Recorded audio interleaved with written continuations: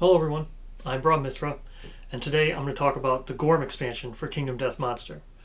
Whenever anybody asks for advice on what expansion should they get when they look to finally add expansions to Kingdom Death Monster, the Gorm is usually the number one recommended expansion from everybody. Universally, it's usually, well, get the Gorm. That's one of the best ones. But what exactly makes an expansion great? A great expansion feels like a missing part of a game. When you put it in and you add it to the game, you say to yourself, well, there you are, this makes sense. You should have been there all the way from the start. You feel perfect here. It's like a missing piece. Does that mean the original game has missing puzzle pieces? No, not at all. Look at the size of the original game. I mean, if you're thinking about buying expansions, then you know the original game is insane. I had to buy an entire case just to fit all the cards. Now I know all the expansions have their own cards and the expansion cards are in there, but look at the size of this game. So I do not want to imply that there are pieces missing from the original game, because that is not true. The original game is great all by itself. There's enough stuff in that original game to play 30 games if you play it all the way to the end. And each game could take an hour to an hour and a half. You are not missing out if you do not have any expansions for Kingdom Death Monster. So I do not want to imply that there are pieces missing from that puzzle, because that is a huge game all by itself. But you're here because you're thinking about getting expansions. So the Gorm does not disappoint. You get a book. You get disorders, you get fighting arts, you get secret fighting arts, you get an entire AI deck, you get a hit location deck, you get strange resources, you get hunt events, you get how to build 3 different levels of monster, you get its own personal settlement event, you get a resource deck that's even bigger than the other 2 decks. Here are the resources all laid out between the original starting early game quarries and the Gorm. And here's where you can see where it feels like it's a puzzle coming together, now with the Gorm added to the original 2 early game quarries. As you can see, the Gorm has 21 resources. In the middle here is the Gorm, here's the White Lion, here's the Screaming Antelope. As you can see, the Gorm has 4 different piles, White Lion has 3, Screaming Antelope has 3 piles. What that means is the Gorm has resources that can be used with dual purpose, which is amazing. So if you look at the resource distribution for the Gorm has 21 cards, the Lion has 19 resource cards, the Antelope has 16 resource cards. The Lion has 7 hide, 5 organs, and 7 bones. The Gorm has 4 specific hide, 7 organs, 4 specific bone, but then 6 mix purpose. Screaming Antelope has 4 hides, 5 organs, and 7 bones. This is the puzzle I was speaking about. The way in which the distribution of these resources fit together is great. The Lion has 19 cards with a 37% chance to draw hide out of his 19 cards. So you're most likely to get hide. The Gorm then has 21 cards, 6 of which are dual purpose, but in total it's a 62% chance of getting an organ from the Gorm. And the Antelope has 16 resource cards with a 44% chance of getting a bone resource from his deck. And this is where the puzzle comes together. You can see it's hide for the Lion, organs from the Gorm, bones from the Antelope. It just gives so many options for you to go and fight. The same filling in the puzzle even comes to the gear that you get from these quarries. Alright, so here are all the early game settlement locations. You have the Stone Circle, which is the Screaming Antelope, the Gormery, which is added with the Gorm expansion, the Caterium, which is the White Lion settlement, and the Bone Smith, which is just another place to get early game weapons. The Lion settlement location has a bow, a dagger, a guitar, and a spear. The Antelope has more guitars. It also has a late game spear. The Bonesmith has a dagger, a sword, an axe, and a club. And the Gorm has early game access to a grand weapon, a shield, a axe, a club, and a dagger. So as you can see, adding the Gorm gives you access to shields and a grand weapon, which normally you cannot get access to until much later in the game. Usually the Leatherworker or the Phoenix. But with the Gorm, you can get access to this stuff right after year one. It fills those specialties that you're missing when you only play with the core game from early game quarries. That's why I feel like it just gels so much and why it brings so much to the game. But now that we've talked about why you'd want to add it, let's talk about actually adding it. So as you open the book, it gives you a complete overview of all the cards, all the settlement locations and everything, just as we've already discussed. And then it says a way to upgrade your core game. All you would do is add the Approaching Storm story event to your current game on the next Lantern year, or you add it to year one on the timeline. So this is the Approaching Storm story event. Each expansion will come with a specific story event for adding the monster to your quarry list.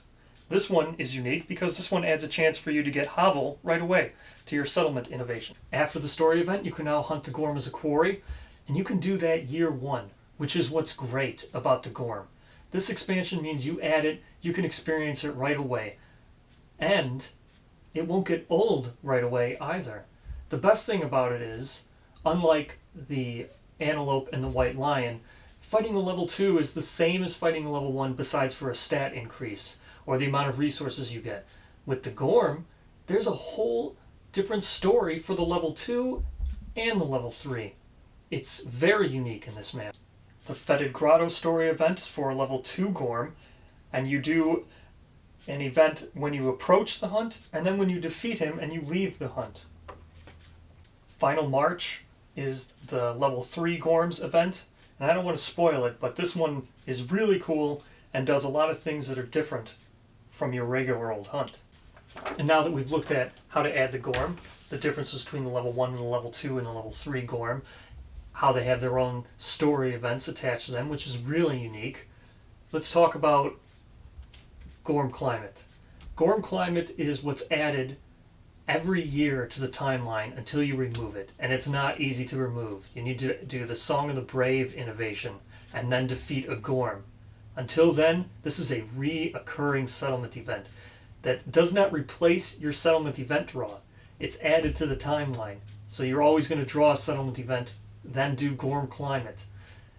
This can be a really negative thing. Also, because it can destroy all of your resources in your settlement and in storage, which is not good. It's a really negative thing. The good news is, this is a board game, and you can do whatever you want. You can just remove it. It's not like a video game where it's hard-coded in, and you need to deal with it all the time. If you don't like Gorm event, you just remove it. But playing it the real way, Gorm event can be a really bad negative thing, especially since Song of the Brave is not super great. But on the plus side, it does give you Hovel when you add the Gorm, and when you do defeat the Gorm, you get a whole string of innovations. The first time you defeat him, you get the first innovation, which is really cool. It allows potion making. So here you go. Here are the 2 Gorm settlement events that are added, and here are the Gorm innovations. There are 4 of them. They are each going... the first one here will be added when you defeat your first Gorm. Then you do this special innovate down here to just gain the next one of the 4 in the tree, or each one will add itself to your innovation deck, just like normal innovations do, and then you can innovate them normally. Gormite is one of the strange resources that comes with the Gorm. It is used to create the Black Sword. The Black Sword is a very late game weapon, which makes the Gorm really neat because you'll want to be going for this. So it makes it, not only is it an early game quarry, but you'll be going for this Black Sword. And then once you do get this on a Swordmaster, this would be a plus 30 strength weapon, which is crazy. And the accuracy is 5+. It's really low already, has a 3 speed. It's a great weapon. Probably one of the most powerful swords in the game.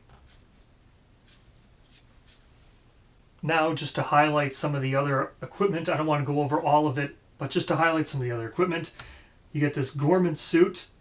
The Gorman Suit is really cool because it is a body and a waist piece, meaning it adds 2 to both the waist and the body, but only requires 1 card in your gear grid. It also adds a new keyword, which is guard, which states at the end of your attack, if you are standing and have a shield in your gear grid, you may spend 1 survival to move 3 spaces directly away from the monster and block 1 for free.